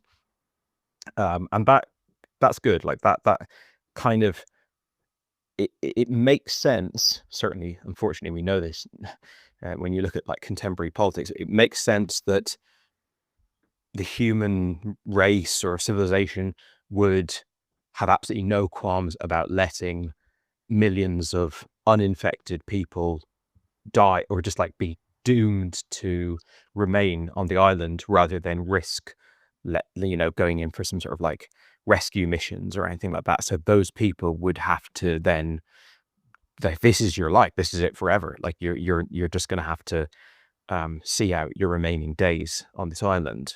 And I like that as the setup. Like we've both said, I think the setup in this movie is brilliant and it's delivered upon, and that whole 45 minutes or whatever is fantastically done. You made a few references to video games there. Days Gone, I think it was the one that you were mentioning. I know that Left 4 Dead is also a franchise that has that sort of like different types of zombies. And I didn't know that it was Garland playing Resident Evil that kind of led to 28 Days Later. But I do know that he's now directing an Elden Ring adaptation. And Elden Ring is, not only is it one of the biggest sensations in single player gaming of like the last 5 years, but it's also probably one of the most ambitious like games to adapt into cinema. It's like adapting the Lord of the Rings or something. It's like you couldn't, I suppose nowadays it's all CGI, like it's maybe you can pull off these things without like being literally the biggest scale movie ever made, but it is definitely an ambitious project. And usually when someone's directing a video game adaptation, like they've never even seen a game controller, it's like kind of like the early days of comic adaptations where the director's like, well, I wouldn't read this fucking bullshit. But Garland was interviewed recently, and he mentioned how he was on his 7th playthrough of Elden Ring. So I don't know if he would describe himself as like a hardcore gamer, but he certainly seems to be. He seems to be someone who's, you know, like a genuine, like real gamer. And that's interesting that you felt you spotted some video gaming influence in this movie. You talked a lot about this serialization of movies. I think it's a tricky thing because, you know, you've got things like you mentioned Lord of the Rings. There's been projects in the past that were conceived as a trilogy, like the original Star Wars trilogy. And I know that I'm mentioning like by far and away the most successful ones ever made. So it's you could argue they're just like the exception that proves the rule. But, you know, you can sort of dig a little deeper and go, well, why, if it has worked a few times, why is it such a toxic trend? I think it's difficult to fully dissect that. I know that when I sit down, I mean, I don't know if I mentioned Alita Battle Angel in my first voice note there. It always comes to mind as one of the worst examples of like, you have not earned the right to give me half a movie. Like once you get to maybe Fast and the Furious 9 or something, I don't know, you know, you've got so deep into a franchise, you might be like, well, look, if you're still going to see the movies now, maybe we can stretch a little bit. You know, like the recent Scream movies are, they fuck up the movie significantly so that they can extend things out a bit more. And it's massively to the detriment of the movie, but you can kind of go, okay, for most of the audience that are still sticking around on Scream like 7, there is there like that those people are like, I don't mind watching half a movie. I don't know, maybe there's something to that. As I'm saying that, I don't even have much faith in that argument, but just on a devil's advocate level, maybe once you've earned enough investment and goodwill, you can go, next one's going to be a 2-parter. Mission Impossible did this recently. Again, it is to the detriment of the movie, but you could go, well, look, you've given us 5 standalone movies. Now here's a big, massive 2-parter. And you could say that this franchise has been around for 20 plus years and it's given us 2 standalone movies, but it's just, I feel a betrayal. Now, I'm not I don't read about movies anymore. I'm not like, you know, picking up little nuggets of information from the media, trying to sort of get under the skin of a movie months or years before it is released. So for me, I'm just like your normie sitting down, going to the cinema, buying tickets, sitting down and expecting to watch a movie. And obviously we don't get that here. We get, you know, episode 1 of a mini series. And if it was just the ending, as you said, like Thanos in the like post-credit sequence or something, you could go, well, that's a blemish on the movie forever. The movie is never going to be as good of a watch as it could be because it's always going to leave this bad taste in your mouth. But it is just the ending. Who gives a shit, really? Whatever. Loads of movies have bad endings. But fundamentally, this movie hampers itself by being essentially act one of a 3-act structure.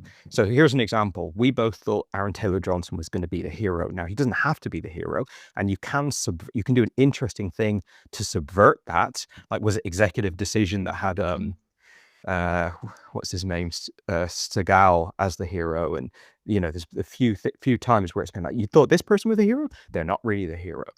Like, that can be interesting. But that's not what this movie does. There's no kind of interesting artistic subversion.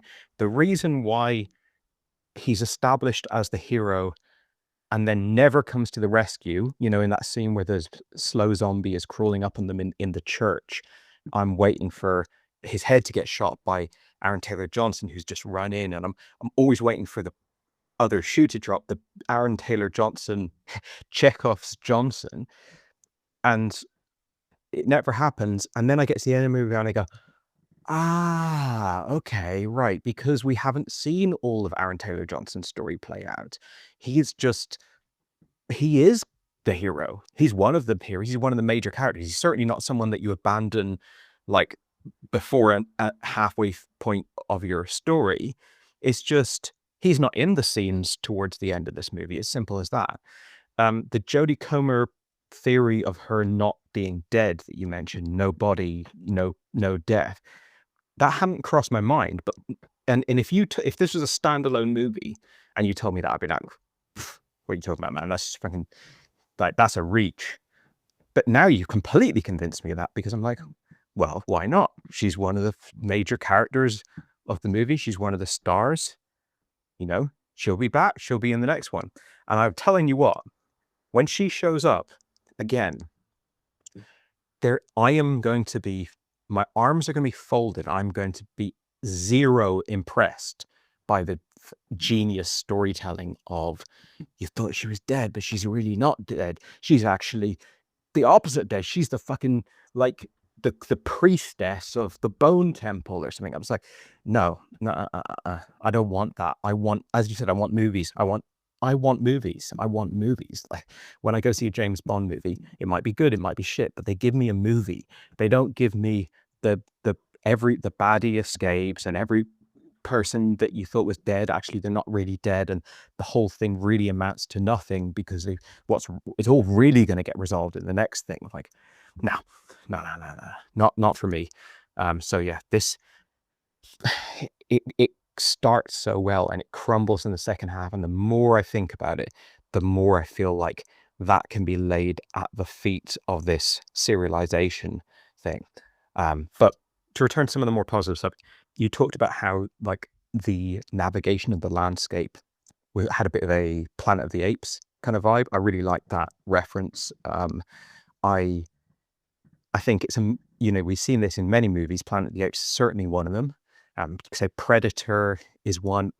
Just watching people walk through an environment and figure it out.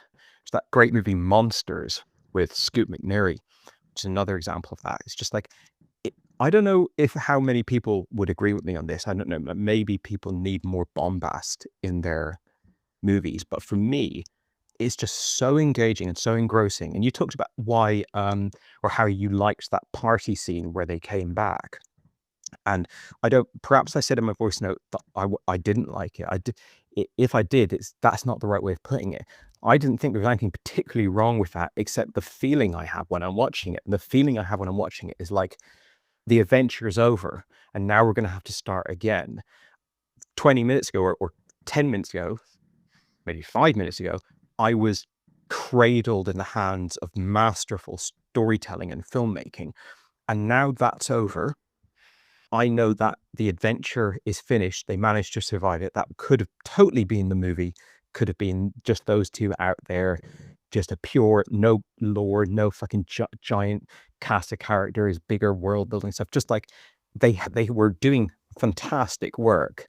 And I'm sure they could have come up with more interesting ideas to extend that out. But okay, you didn't do that, fair enough.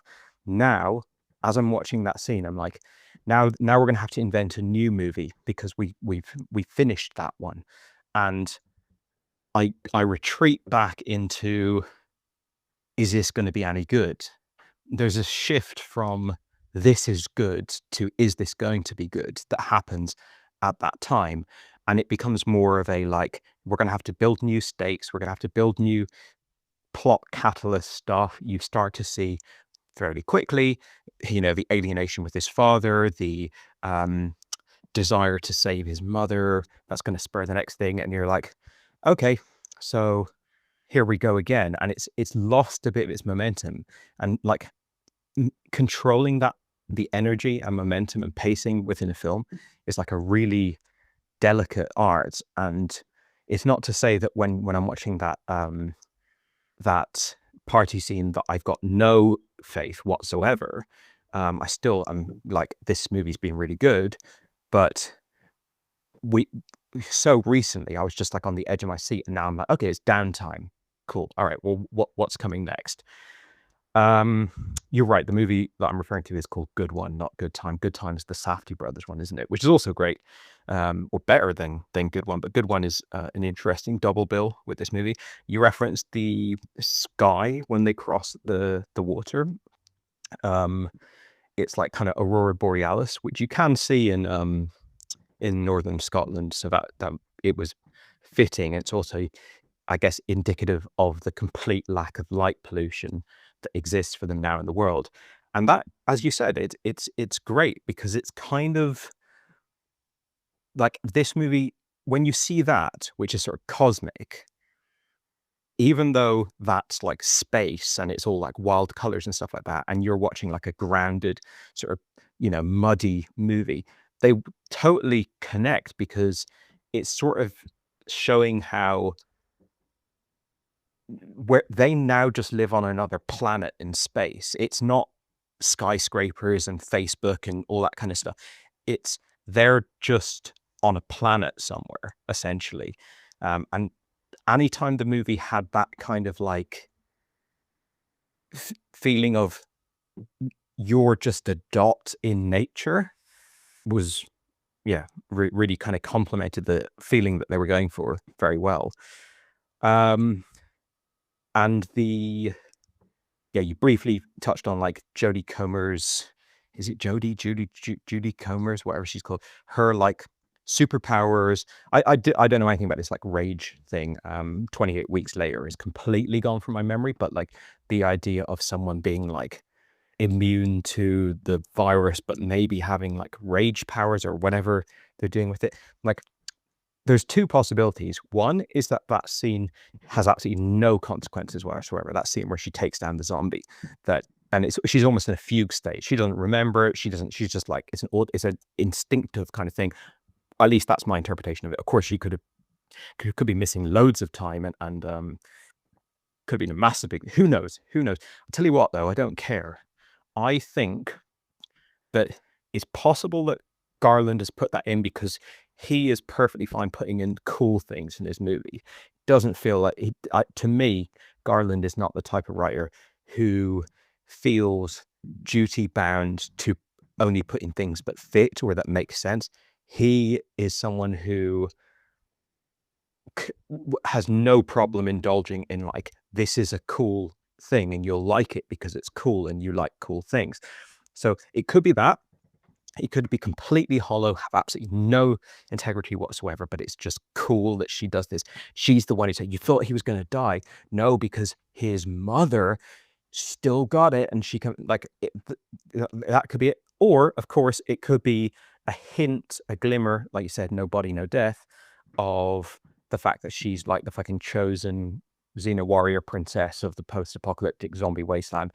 Either, whatever it is, it's unearned. It's unresolved in this movie, and it's just more silly bullshit.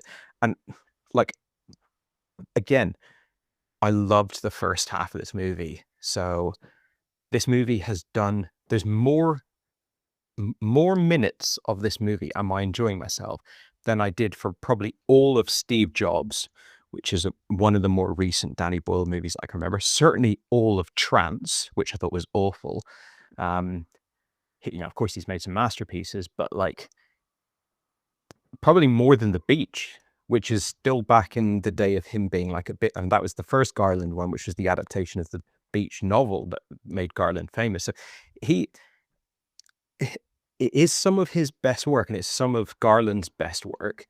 They've both done brilliant stuff in the past, but once you get past, once you get, definitely when you get to Ray Fiennes, then it jumps the shark. Before they make it back and they have a party, it's electric, it's superb. From the party to Ray Fiennes, it's good. From Ray Fiennes to Jimmy Savile, it's bad. And for the 2 minutes or whatever it is of Jimmy, it's just unbelievably bad. And it is like to the point of cancel the sequels levels of bad, or just like release the Blu-ray without that scene in it and go, it never happened. I completely didn't pick up on the Jimmy Savile thing until you said it there. I mean, of course, he's called Jimmy. He's got long blonde hair. He's in a tracksuit. It makes total sense. Doesn't really make sense to me to start a Jimmy Savile cult in a post-apocalyptic, but then again, cult stuff's always camp and stupid. I think if I hadn't seen the final scene in this movie, and you told me you're not gonna fucking believe this, but in the sequel, Jack O'Connell's going to be in it, and he's going to have started a cult where he models himself on Jimmy Savile, and they call themselves the Jimmies, and they're this creepy cult within the post-apocalyptic wasteland. I've been like, what? Jesus, that's fucking weird. Oh, well, it's kind of interesting, though. It's a big swing, but, you know, why not? I mean, it's more interesting what's going on in the MCU. Having now seen that fucking scene, I really can't co-sign that decision. I'm a big Jack O'Connell fan. I was going to say a huge Jack O'Connell fan. I reeled myself in there. I think he's talented. I've always liked him a lot, especially in Startup. And I think, yeah, getting him in more movies, especially now we've seen him play an antagonist in Sinners. I think, like, you know, more of that. I believe it's a Scottish accent he's doing in this. It's terrible dialogue, it's terrible acting, it's terrible wig work, it's terrible costuming, it's terrible choreography, it's terrible on every level. It's almost like an art achievement of how bad can you make a mere minute or 2 minutes of your movie. Truly, it's deplorable. And like, what are you excited about? This is the question I come out with. This, like, what? Because we know that the next movie is not going to be set like 28 decades later or like 28 months later, which also could be an interesting approach to it, or 28 minutes later. They could have done, you know, the movie's set but while Cillian Murphy's in a coma and, you know, shit's going down. Like, this movie is going to be set, you know, directly after this. It's part of this 3-movie single story. What are we excited about? Dude, young kids is like self-sufficient, fucking like wandering the land Aragorn guy. Like, his character arc is over. Judy Comer's dead in this movie. If she comes back, is that interesting? I guess Aaron Taylor Johnson has to go rescue his kid who is not even in peril. We're gonna find out more information about the Jimmies.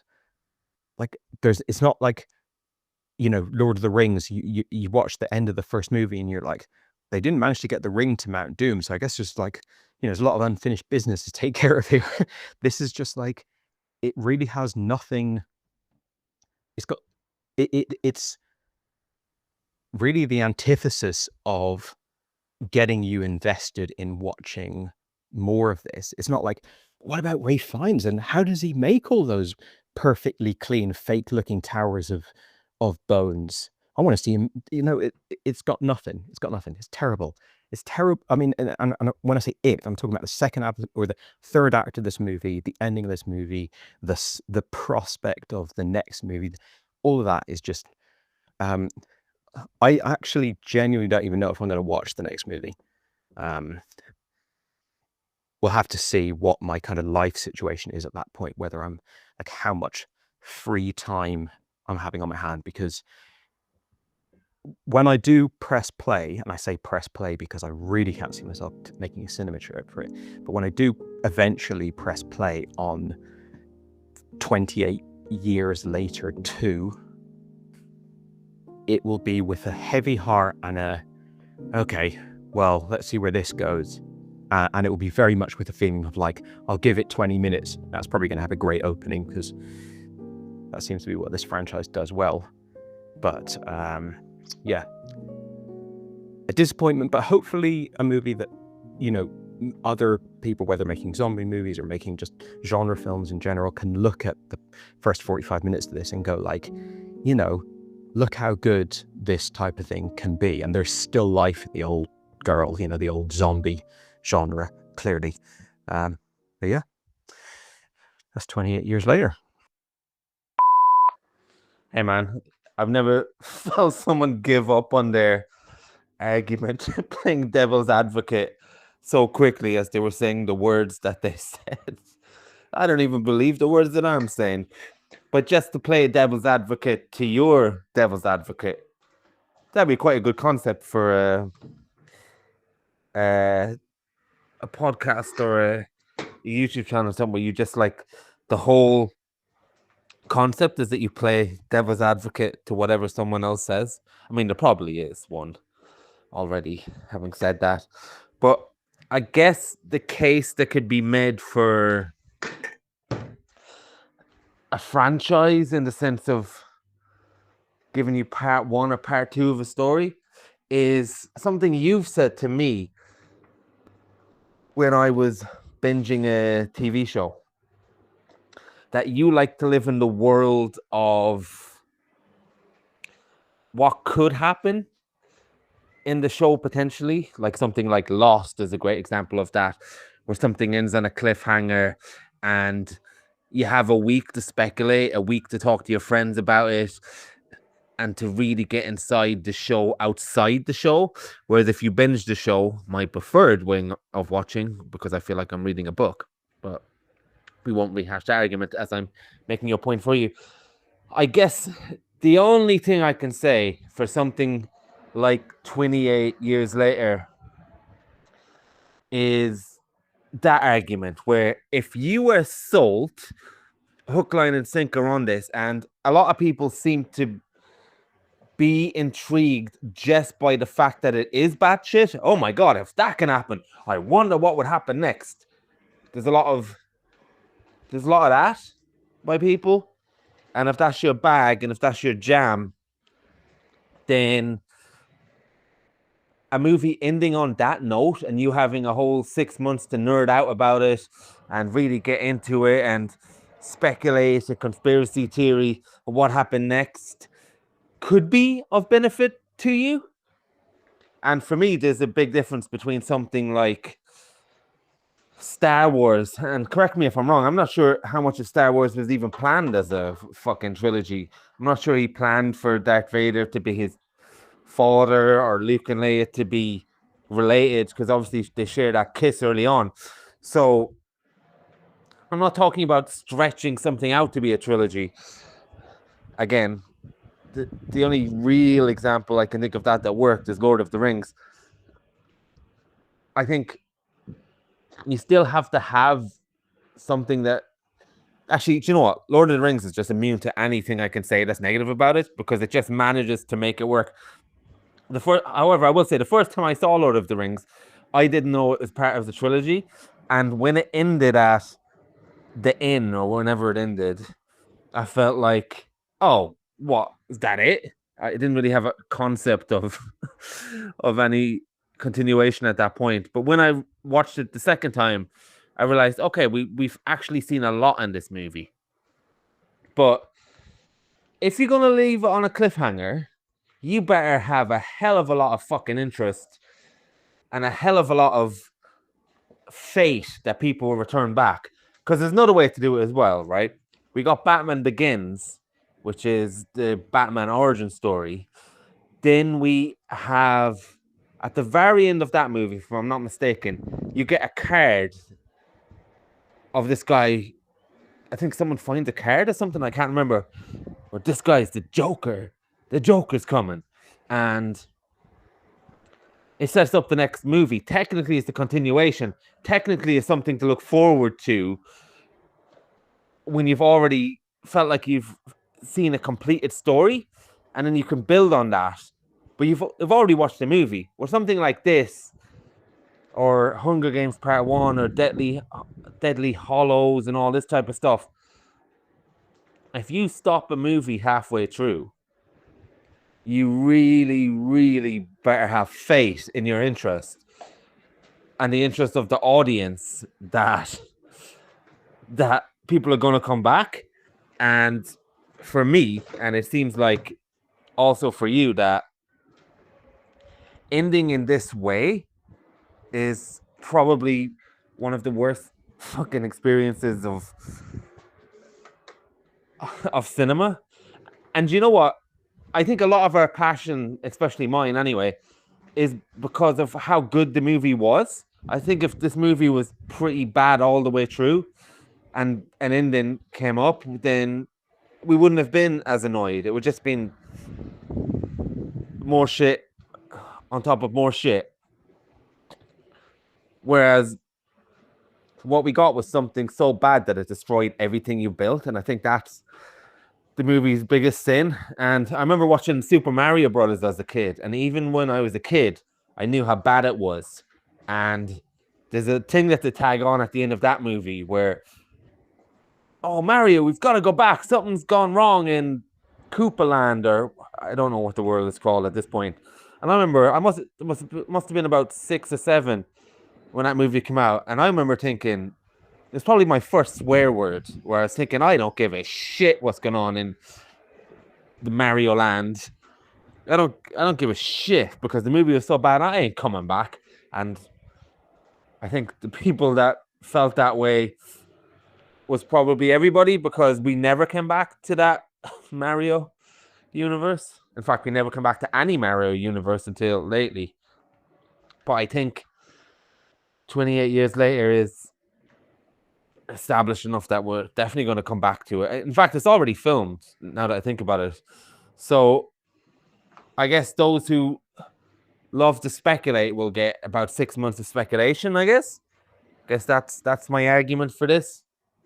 And you're right, they don't retcon 28 weeks later. In fact, they actually show a scene from 28 weeks later in the montage at the beginning where the snipers are shooting the crowd. So they're not trying to deny it.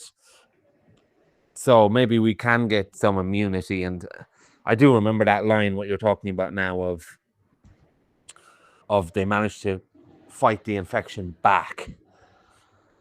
So, yeah, I'll probably still go to the cinema to see this. I'll let you know if you should.